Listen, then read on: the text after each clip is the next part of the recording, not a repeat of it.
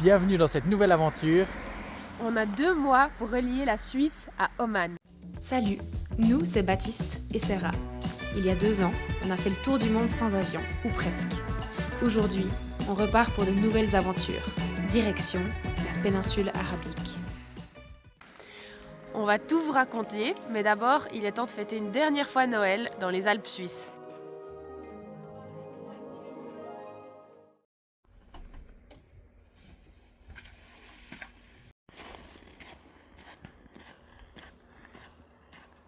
Le désavantage de partir depuis les Alpes, c'est qu'il faut partir encore plus tôt.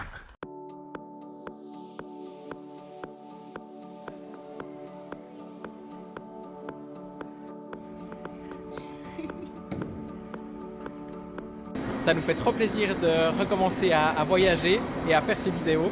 Ça fait 2 ans qu'on vous a pas vu, donc c'est génial de reprendre un peu cette petite routine qu'on avait. Il y a des choses qui sont différentes avec ce voyage. Par exemple, il va durer que 2 mois, donc on a cette durée limite. Mais il y a aussi des choses qui sont restées les mêmes. On voyage toujours en sac à dos, toujours en transport public.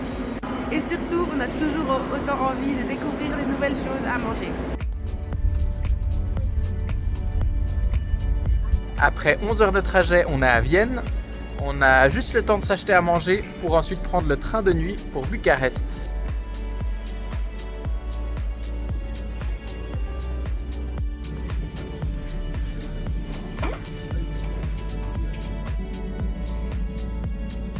C'est parti. C'est le matin. T'as bien dormi? Très bien, super confort Célie. Ouais. J'ai dormi 12 heures. Je crois que j'étais en tête de sommeil. Et là, on se fait un petit déj qu'on a acheté à Zurich hier.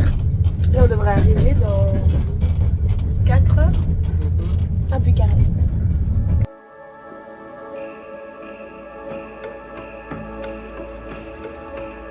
Ça y est, on est arrivé à Bucarest. Après une trentaine d'heures de train, on est content d'être arrivé. Et puis on va faire une nuit ici, se reposer et visiter un petit peu.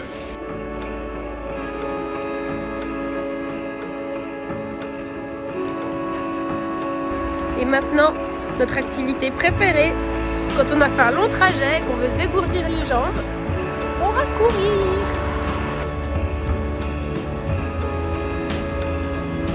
Bon alors, ça faisait 2 ans qu'on n'était pas venu à Bucarest. La dernière fois, c'était en rentrant de notre grand voyage. Là, on fait le tour du palais parlementaire qu'on avait visité il y a 2 ans. C'est cet énorme palais construit par Ceausescu.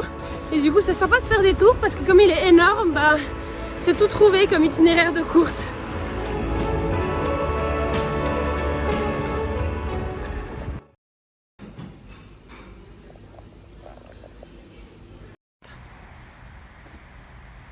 On a la chance de pouvoir partir 2 mois en cette période parce que depuis notre dernière vidéo, on s'est marié cette année. Donc c'est un peu notre voyage de noces. C'est clairement notre voyage de noces. Et c'est l'excuse parfaite pour voyager, c'est de se marier. Non, on va pas dire ça. Donc voilà, c'est l'occasion parfaite pour refaire un grand voyage, même s'il est moins long que notre tour du monde d'il y a 2 ans, mais quand même 2 mois, ça laisse le temps de faire plein de trucs. Et puis la péninsule arabique, ça nous a toujours beaucoup attiré. Donc on se réjouit de découvrir tous ces pays. Ce qu'on aurait adoré pouvoir faire, c'est prendre l'Orient Express, ce trajet mythique qui allait de Paris à Istanbul tout en train et qui a été emprunté par plein de gens célèbres. Il y a aussi eu énormément de livres sur ce parcours.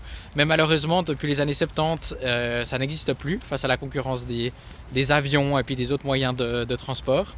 Qui sait, peut-être une fois ça reviendra. On adorerait en tout cas faire ce parcours.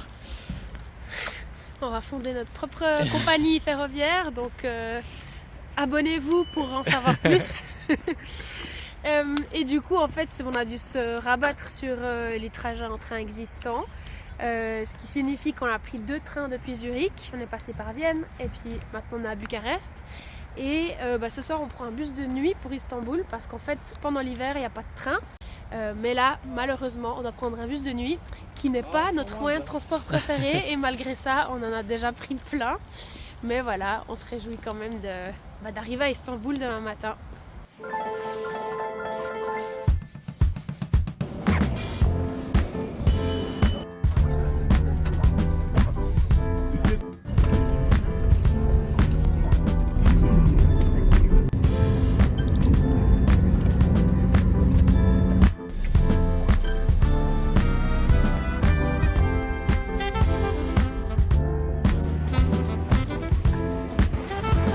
Et ça y est, après 2 heures de retard. Bon, ça va encore. Si c'était les CFF, on serait plus fâchés. Hein, mais on apprend à être plus tolérant en voyage.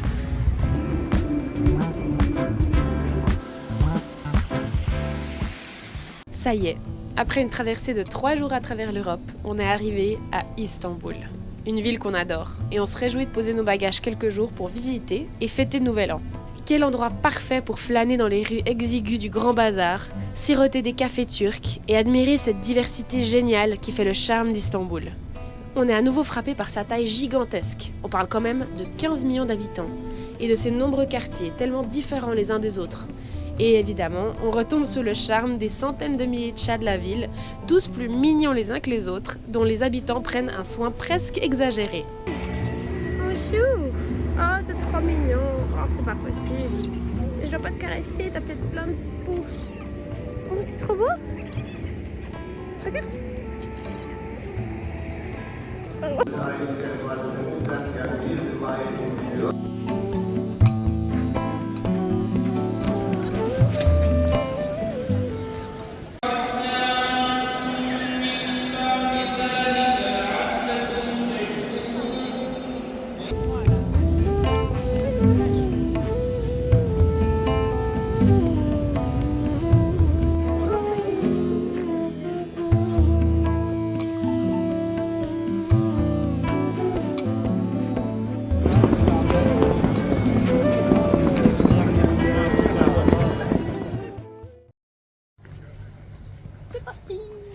Après 3 jours à Istanbul, on reprend le train pour traverser la Turquie.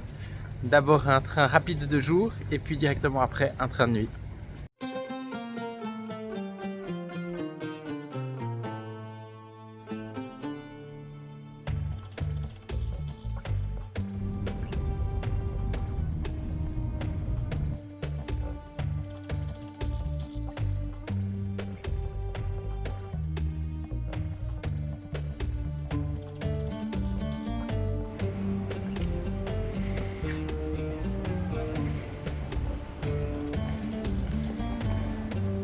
Après quelques heures de TGV pour faire Istanbul-Sivas, on a quelques heures à Sivas avant de prendre le train de nuit pour Batman. Et Sivas, en fait, ça a l'air assez joli comme ville. Il y a des jolies mosquées, il y a des jolis madrasas. Et puis en fait, il fait super froid, il fait bien en dessous de zéro. Cette ville nous rappelle un peu la ville d'Erzurum qu'on avait visitée il y a 2 ans.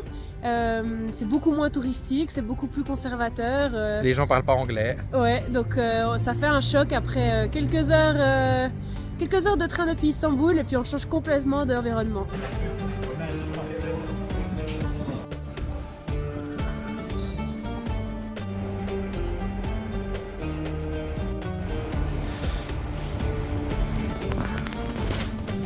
Un petit frigo. Un petit frigo pour la nuit.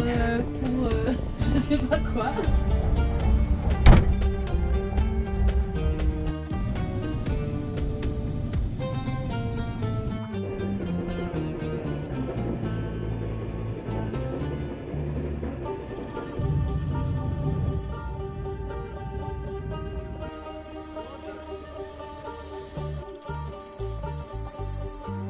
Ça y est, on est arrivé à Batman après un peu plus d'1 journée de trajet depuis Istanbul. Dans nos voyages, on a déjà eu pas mal de villes avec des noms marrants, mais là, Batman, je crois que c'est quand même un des plus drôles qu'on a eu jusqu'ici. Et puis là, on est à quelques kilomètres de Batman, à Hasan Cave, qui est une très vieille ville qui aurait plus de 12 000 ans, donc qui a vécu les Romains, les Byzantins, les Ottomans, enfin tout un tas d'empires différents, et qui malheureusement a été noyé dans le Tigre récemment en 2020 suite à la construction d'un barrage, malgré les manifestations et les oppositions des populations locales, notamment kurdes.